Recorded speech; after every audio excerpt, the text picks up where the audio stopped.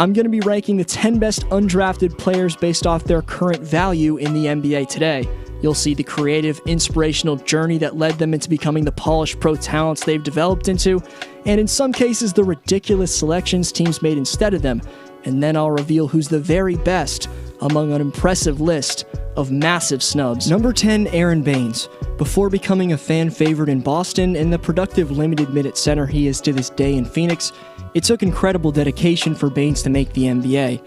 He moved from Australia in 2005 to play for Washington State, playing all 4 seasons for the Cougars, but even after an impressive senior season, he got zero attention from GMs at the 2009 NBA draft. He played for the Lakers' Summer League team, but then spent the rest of 2009 all the way through January of 2013 playing in 4 different leagues overseas before finally being signed in San Antonio on January 23rd of 2013.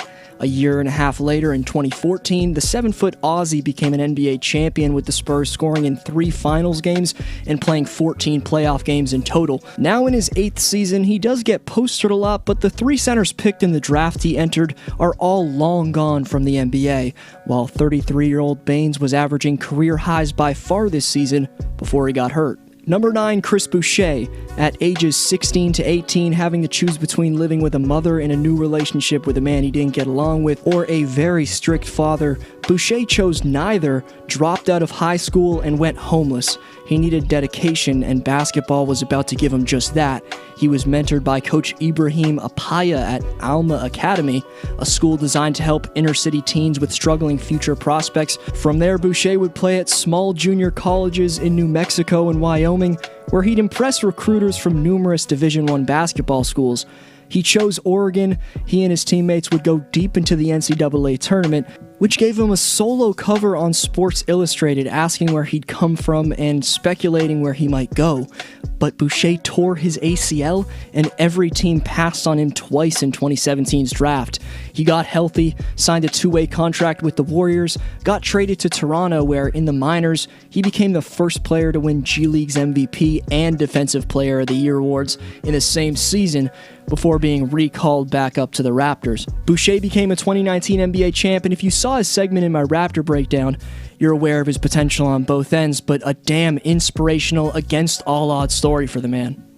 Number 8, Derrick Jones Jr., controversial dunk contest winner, but nonetheless showing up big time with mesmerizing jams under the bright lights. The Heat's backup forwards come a long way. In 2015's ESPN High School Basketball ranking, Jones was 2 spots behind Brandon Ingram and Jaylen Brown for the 4th best small forward in the country. So why did GMs forget about him a year later at the draft? Well, his lone season at UNLV was cut short due to injury, and executives were looking at Derrick as a development project, and for the time being, an extremely raw athlete. NBADraft.net noted Jones as a player with an extremely frail build who easily gets pushed off balance and has extremely poor shooting mechanics. Yet in 2020, he's still 23 years old with 4 years of pro experience under his belt, playing just under 25 minutes for the 4th seed in the East. His 6'7" frame and that patented springy vertical he's got helps him provide Miami with solid 2-way production, but based off the fact that the dunk champ was only a 1-year college player with his athletic upside, it's blasphemy! He was passed on in all 60 draft slots. Number 7, Wesley Matthews. Still sniping in his 11th season. Just over a decade ago, after 4 years at Marquette, Matthews saw shooting guards Jack McClinton, Robert Vader, those 2 never played in the NBA, plus Jody Meeks and Nick Calathis, who are no longer in the league, get selected ahead of him in the late 2nd round.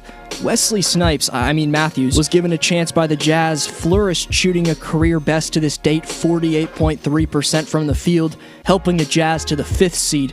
Then the cash came fast. Portland needed a floor spacer next to Aldridge and Lillard, and gave Wes $34 million for 5 seasons. He played in 250 consecutive NBA games before tragically tearing his ACL.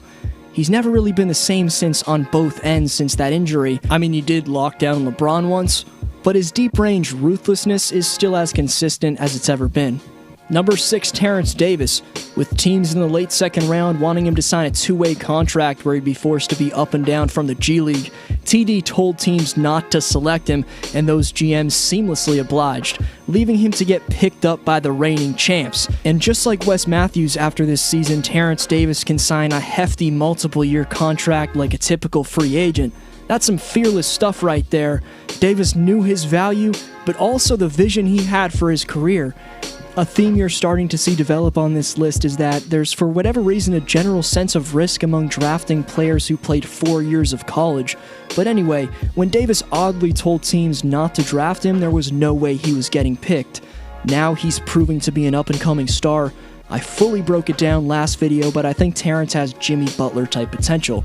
Before the top 5, I asked, are the Raptors real contenders last video? Kartik Sath says easily they have 6 to 7 guys who they can rely on to give you a 20-point night, and they're built around their top 3 in the league defense. Questions coming up for next vid shoutout. Stay tuned for that. Number 5, Duncan Robinson. Bursting onto the scene in South Beach, the Heat's starting small forward is a sharpshooting artist. Robinson also trails the number 1 most efficient shooter from deep, J.J. Redick, by 2 percentage points. His journey to the NBA wasn't as surefire as his jumper looks nowadays, though. After his high school career, Duncan accepted a non-scholarship offer to play at Williams College, a tiny Division III school in western Massachusetts with exactly 0 NBA alumni. Williams head coach Mike Maker left after Robinson's freshman year, and as a favor put him in touch with then Michigan head coach John Beilein, who employed Maker as an assistant at West Virginia. Beilein was impressed with Robinson's silky shooting stroke, and by 2015 the New Englander was playing at a Big Ten powerhouse. Unfortunately, 3 efficient seasons in the most competitive college division didn't get him any respect from GMs at the draft. Then he beasted at the 2018 Summer League, as Duncan locked in to make 22 of his 38 attempts overall from the field, while hitting an impressively staggering 17 of 27 from 3 in 5 games. The Heat then signed him, but only to a 2-way deal. Last year he played 33 games and was All-NBA G League 3rd team, averaging over 21 points per game in 33 outings. There's been a pattern of being completely overlooked throughout his career, but now Robinson's one of the most valuable marksmen in the NBA. Number 4, Robert Covington. 4 years at Tennessee State led Cov to get snubbed in the 2013 NBA draft. The Rockets signed him to a multi-year deal, but only played him 7 games, and Robert won the then known as D-League Rookie of the Year. Still, Houston didn't buy him as a legit talent and waived him in late October of 2014, but Philly took a chance on him, signing him 4 years, expecting him to contribute to a tanking process while maybe developing into a tradable asset. It was rough for the first few years, but eventually Covington became one of the most valuable options on a Sixer team that got 3 wins from the conference finals. That year, he made all-defensive first team, but after getting traded for Jimmy Butler, he spent a few years losing in Minnesota. Luckily, he's back on a contender, coming around full circle, getting traded to the Houston Rockets, the first team he played with, where he, PJ Tucker, Jeff Green, among others, are expected to play the small ball center position, which is going to be damn interesting to watch play out. Number 3, Joe Ingles. Winning the 2007 Rookie of the Year in Australia's National Basketball League, Ingles spent the first 3 years of his pro career in his home country. Then he spent nearly 4 years in Spain, thriving with FC Barcelona before moving southeast to Israel to play for Maccabi Tel Aviv, where he and soon-to-be Cavs head coach David Blatt would win the EuroLeague championship. That finally got Joe some attention, and the Clippers gave him a chance in the preseason, but waived him before the actual season started, which Joe said he's thankful for. Situation that kind of happened with the Clippers and getting cut and knowing at 27 this might be my last chance. Just looking back now, it's a blessing in disguise that it's happened the way it's happened, and I'm thankful that they did cut me because it's worked out great. Couldn't be with a better organisation and a better fit for the way I play. Now known in Utah as Jinglin' Joe, after signing 4 extensions with the Jazz since October 27th of 2014, he's still a great leader, defender, and passer for his young teammates and is one of the better 3-and-D players in the NBA. Number 2, Kendrick Nunn.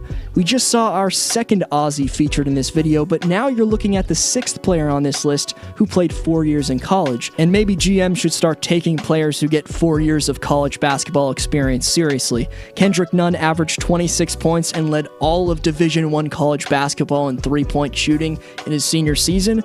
But GM said, nope, too much of a risk. He should have entered the NBA draft when he was younger. It's ridiculous he went undrafted, especially looking at all the completely unknown players selected in the second round, one of which I can't pronounce, so here's a title. But Nunn spent 2018-19 in the G League, where he started only 1 of 49 games for Santa Cruz, but still put up over 29 points per game. The rising star K. Nuns now ran with the opportunity as being a top option for a top seed in the East. He's a slicing and dicing pick-and-roll artist, if that makes sense. He uses screens to perfection and either craftily pulls up, sets up teammates, or uses his quick first step to explode to the hoop. Honorable mentions to the highly considered Golden State's Quinn Cook, Houston's Chris Clemens, Toronto's Matt Thomas, and San Antonio's Bryn Forbes, along with other current undrafted NBAers JaMychal Green of the Clippers, JJ Barea of the Mavs, and Kent Bazemore still hanging around in Sacramento. Number 1, Fred VanVleet. The big-time shot-making champion Steady Freddy is an easy choice for this number 1 spot. His current value's off the charts. Even defensively with his scrappiness, he's tops in league-wide steals per game, but reminiscing to 2016, expecting GMs to put their full belief in him, a draft party was thrown for VanVleet's family and friends to celebrate his looming selection into the best pro basketball league in the world, when executives would only draft him if he'd sign a two-way contract where he'd be forced to be up and down from the G League. VanVleet bet on himself, and even though it would mean embarrassingly not getting picked in front of his friends and family, he told teams to look elsewhere with their selection, eventually getting a chance with the brilliant and godly in my hometown of the 6, Masai Ujiri. But Freddie's number 1 because he's a straight killer on the court, not because I'm a Raptor fan. Subscribe so you don't miss all the dope lists, predictions, and stories I have on lists.